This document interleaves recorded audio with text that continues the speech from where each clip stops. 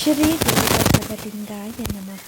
ಇಂದಿನ ತೋಂಟದ ಸಿದ್ಧಲಿಂಗ ಯತಿಗಳ ವಚನ ಹೀಗಿದೆ.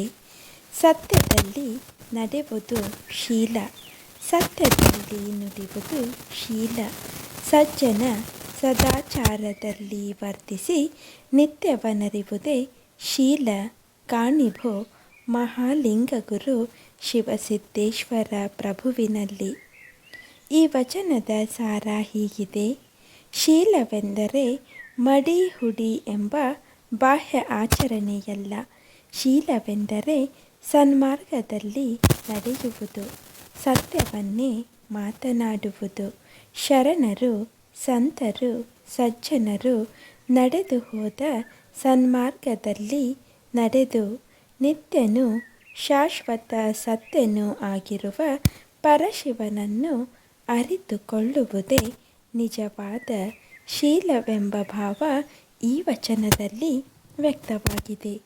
ಇಂದಿನ ಮಾತು: ಮಲಗಿಕೊಂಡು ನಿದ್ರೆ ಮಾಡುತ್ತಿರುವ ವ್ಯಕ್ತಿಯು ಕನಸಿನಲ್ಲಿ ಬಲಿಷ್ಠನಾದ ಶತ್ರುವೋರ್ವ ಬೆನ್ನಟ್ಟಿದಾಗ ಆ ಶತ್ರುವನ್ನು ಕಂಡು ಪಲಾಯನ ಮಾಡುತ್ತಿರುತ್ತಾನೆ.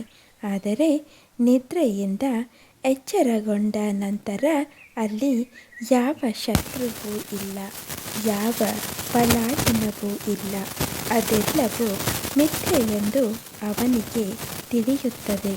ನಿದ್ರಾವಸ್ಥೆಯಲ್ಲಿದ್ದಾಗ ಕಾಣುವ ಕನಸೆಲ್ಲವೂ ಸತ್ಯವೆಂದು ಭಾಸವಾಗುತ್ತದೆ. ಎಚ್ಚರಗೊಂಡು ಬದ್ಧಾವಸ್ಥೆಗೆ ಬಂದಾಗ ಅದೆಲ್ಲವೂ ಸುಳ್ಳು ಎಂದು ಸ್ಪಷ್ಟವಾಗುತ್ತದೆ.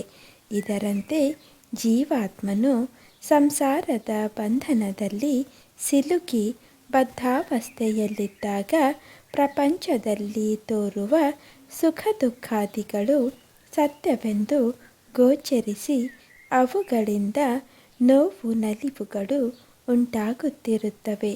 ಯಾವಾಗ ಅವನಿಗೆ ಪ್ರಪಂಚವೆಲ್ಲವೂ ಪರಮಾತ್ಮನ ಸ್ವರೂಪವಾಗಿದೆ, ಇಲ್ಲಿ ತೋರುವ ಎಲ್ಲ ಭಾವಗಳು ಕಲ್ಪನೆ ಮಾತ್ರ ಎಂಬ ಸತ್ಯದ ಅರಿವಾಗಿ ಮುಕ್ತಾವಸ್ಥೆಯನ್ನು ತಲುಪುತ್ತಾನೆಯೋ ಆಗ ಇದೆಲ್ಲವೂ ನಶ್ವರ, ಅನಿತ್ಯ ಮತ್ತು ಮಿಥ್ಯ ಎಂದು ಸ್ಪಷ್ಟವಾಗುತ್ತದೆ ಮತ್ತು ಯಾವ ನೋವು ನಲಿವುಗಳು ವಿಚಲಿತಗೊಳಿಸುವುದಿಲ್ಲ.